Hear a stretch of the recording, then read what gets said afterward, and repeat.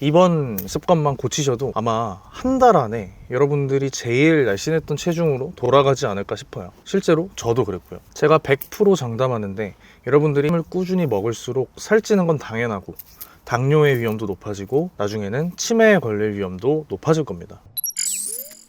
여러분 안녕하세요. 저는 교육업계 1위 이투스에서 만든 그로우라는 플랫폼에서 국내 최초로 저탄고지와 키토제닉에 대해서 강의를 하고 있는 김윤겸이라고 합니다. 저희가 유튜브를 시작한 지 거의 열흘 만에 구독자 1000명을 넘었어요. 아마 많은 분들이 관심을 가져주신 덕인 것 같습니다. 또 제 강의가 그로우에서 제 카테고리에서 어느새 1등을 했더라고요. 1등한 기념으로 제가 안 그래도 엄청 저렴한 가격인데 여기서 50%를 추가로 더 할인하는 쿠폰을 매니저님한테 부탁드렸으니까 한 번쯤 강의 들어보시는 것도 추천드립니다. 아마 여러분들 인생에 음식으로 이렇게까지 큰 변화가 있을 수 있나 싶을 정도로 정말 많은 효과가 있을 거라고 저는 확신합니다. 여러분들 다이어트 하기 힘드시죠? 매일 직장 생활하면서 또 빡빡한 식단도 챙기고 아침 저녁으로 운동도 하면서 관리하시는 분이 되게 많은 걸로 알고 있는데 그런 분들 정말 존경합니다. 사실 저도 지금 직장에서 일을 하고 있기 때문에 그게 얼마나 힘든지 너무 잘 알고 있습니다. 근데 그렇게 열심히 했을 때 사실 체중도 줄고 좋은 결과가 있으면은 아마 더할 나위 없이 좋을 것 같은데, 안타깝게도 나이가 들수록 운동을 해도 살이 점점 찐다는 분이 너무도 많습니다. 아마 보시는 분 중에 30대에 접어든 분들은 공감을 많이 하실 텐데요. 해마다 운동을 하고 관리를 해도 1kg씩 늘어나는 분이 굉장히 많을 거라고 생각합니다. 만약 여러분들이 식단과 운동을 철저히 할수록 체중이 점점 늘어나는 이유가 딱 한 가지 이유 때문이라면 믿으실 수 있나요? 제가 오늘은 제 얘기가 아니라 30대 여성분의 이야기를 소개해드리겠습니다. 이분은 야식을 먹는다는 등 안 좋은 식습관은 하나도 하지 않으셨습니다. 또 심지어 하루에 만보 걷기를 매일매일 지킬 정도로 건강관리에 되게 집중하는 분이셨어요. 그런데 이분이 이상하게 20대 후반에서 30대로 접어들수록 매년 1kg씩 체중이 늘어나고 있었습니다. 운동도 하고 식단도 하는데 이렇게 되는 게 전혀 납득이 되지 않아서 너무 힘들어 하셨는데요. 제가 만나 뵀을 때 좀 심층 인터뷰를 해보니까 살이 계속 찌는 이유는 딱 하나였습니다. 그리고 그 하나의 이유를 제거하자마자 다시 체중이 줄어들기 시작했죠. 3자 입장에서 얘기를 하는데도 말만 들어도 그런 상황이 답답한데 당사자는 얼마나 힘들었을지 참 가늠도 되지 않네요. 자, 그럼 거두절미하고 오늘 말하는 이 습관이 어떤 건지 바로 설명해드리겠습니다. 식단과 운동을 해도 매년 1kg씩 찌게 만드는 이 습관은 바로 아침을 먹는 겁니다. 아마 지금 여러분들이 아는 거랑 너무 다른 얘기를 해가지고 그냥 영상 끄고 나가려는 분 많을 것 같은데 잠깐만 기다려보세요. 제가 진짜 정말 초등학생도 이해하기 쉽도록 설명을 드리겠습니다. 이번 습관만 고치셔도 아마 한 달 안에 여러분들이 제일 날씬했던 체중으로 돌아가지 않을까 싶어요. 실제로 저도 그랬고요. 제가 100% 장담하는데 여러분들이 아침을 꾸준히 먹을수록 살찌는 건 당연하고 당뇨의 위험도 높아지고 나중에는 치매에 걸릴 위험도 높아질 겁니다. 그 이유는 아침에는 자연적으로 혈당치가 매우 높기 때문이에요. 제가 구체적인 설명을 하기 전에 먼저 인슐린이라는 호르몬에 대해서 다시 한번 설명을 드릴게요. 아마 제 영상 예전부터 보신 분들은 당연히 아실 텐데, 인슐린이라는 거는 지방을 합성하고 지방 분해를 억제하는 호르몬입니다. 쉽게 말하면 지방세포를 잠궈버리는 호르몬이라고 보시면 돼요. 이 인슐린이라는 호르몬은 어떤 음식을 먹어도 다 조금씩은 분비가 되는데, 특히 탄수화물을 먹을 때 그 수치가 제일 높게 올라갑니다. 그 이유는 탄수화물을 소화해서 나온 포도당이라는 성분을 세포 안에다 흡수시키는 역할을 하기 때문입니다. 그래서 과잉 탄수화물을 섭취하면 인슐린 수치가 많이 높아지고 결국에는 살이 잘 찌는 체질로 바뀌는 것이죠. 따라서 인슐린이라는 호르몬은 다이어트와 아주 밀접한 관계를 갖고 있습니다. 따라서 우리는 자는 동안 그리고 아침에 일어났을 때 우리 몸에서 인슐린이 어떻게 변화하는지를 알아야 합니다. 일단 자는 동안은 영양소 공급이 전혀 없죠. 자는 동안 밥을 드시는 분은 없으니까요. 그래서 우리 몸의 입장에서는 자는 동안 에너지가 부족한 상태에 놓이게 됩니다. 그래서 그때부터 몸에 있는 글리코겐이라는 에너지 배터리와 체지방이라는 에너지 배터리를 분해해서 부족한 에너지를 공급받기 시작합니다. 그런데 글리코겐이라는 거는 포도당이 결합돼서 저장된 에너지 배터리입니다. 그래서 이 글리코겐을 분해하면 다시 포도당이 많아지게 되고, 그리고 포도당이 많아지면 자연히 혈당도 높아지게 되겠죠. 그래서 아침에 일어나자마자는 우리 몸의 혈당이 매우 높은 상태가 됩니다. 밥을 먹지 않았는데도 혈당이 높은 상태로 유지되는 거예요. 그러면 혈당이 높아지면 어떤 변화가 일어날까요?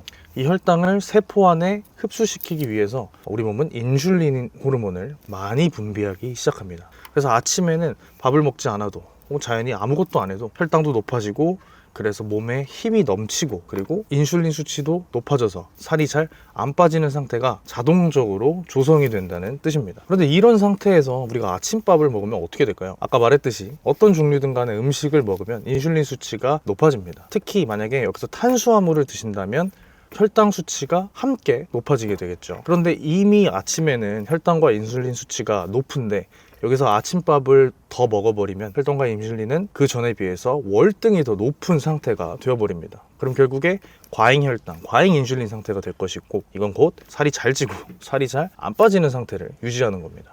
만약 전날 저녁을 많이 먹었다거나 혹은 야식을 먹었다면 상황은 훨씬 더 심각합니다. 그냥 저녁 6, 7시쯤에 저녁을 먹고 자고 일어나도 아침에 혈당이 높은데, 만약 그게 과식이었다거나 혹은 12시쯤에 밥을 한 번 더 먹었다면 아침에 혈당치와 인슐린은 훨씬 더 높은 상태가 됩니다. 그런데 여기에다가 아침밥을 또 먹는다고요? 그러면은 혈당에 혈당을 더하는 모양새가 되고 인슐린은 정말 폭발하게 됩니다. 다음에 다루겠지만 인슐린이 이렇게 높은 상태가 지속되면 우리 세포는 인슐린의 명령을 거부하게 됩니다. 그래서 혈액에 돌아다니는 혈당을 세포 안에다 집어넣지 않는 그런 상태가 되는 거죠. 이걸 인슐린 저항성이 생겼다고 표현하는데, 얘는 다음 영상에서 자세히 한번 다뤄보겠습니다. 아무튼 이처럼 아침밥을 먹는 행위는 우리 몸의 혈당치를 평균적으로 더 높여버리고 인슐린 수치도 월등히 높여버리는 안 좋은 결과를 갖고 올 수밖에 없습니다. 쉽게 말하면 굉장히 살이 잘 찌는 식습관인 거예요. 평생 살아오면서 어른들한테 들었던 얘기 때문에 제 말이 미심쩍다면 우리 자연 속에 있는 동물들을 한번 생각해 보세요. 특히 저는 사자를 생각해 보라고 추천드립니다. 우리 초원에 있는 사자는 사냥을 마친 직후에는 눈앞에 사슴이 아무리 많이 돌아다녀도 절대로 사냥을 하지 않습니다. 왜냐면 배가 부르기 때문에요. 사자만 이런 게 아니라 세상에 존재하는 모든 동물은 배부를 때 음식을 먹지 않습니다. 이미 몸에 에너지가 충분하고 그 상태에서 밥을 먹는 게 몸에 안 좋다는 걸 알기 때문이에요. 하지만 우리 인간은 아침을 먹어야 한다는 교육 때문에 몸에 안 좋음에도 불구하고 아침을 꼭 꼬박꼬박 챙겨 먹고 있습니다. 자, 그럼 반대로 아침을 안 먹으면 살이 빠질까요? 아마 많은 분들이 궁금해 하실 것 같은데 결론부터 말씀드리면 살이 빠집니다. 그것도 굉장히 잘 빠집니다. 많은 분들이 아침을 거르는 건 곧 굶는 것이고, 굶는 다이어트는 장기적으로 우리가 살찌는 체질이 되게 만든다고 알고 계시기 때문에 아침 식사에 대해서 거부감을 많이 가지시는데요. 사실 이거는 반은 맞고 반은 틀린 얘기입니다. 이런 거부감이 드는 이유는 사실 우리나라가 오랫동안 가난했기 때문이기도 해요. 한국은 가난했던 시절에 끼니를 거르는 일이 너무 많았기 때문에, 심지어는 우리의 인사말이 밥 먹었어? 이기도 하죠. 그만큼 식사를 거르는 것에 엄청나게 민감한 민족입니다. 그래서 아침을 거른다면 뭔가 큰일이라도 난 것처럼 반응하시는 분들이 많죠. 하지만 현대 사회는 그렇지가 않습니다. 밥은 언제든지 먹을 수 있는 상태고, 그렇기 때문에 발생하는 질병들이 훨씬 더 많죠.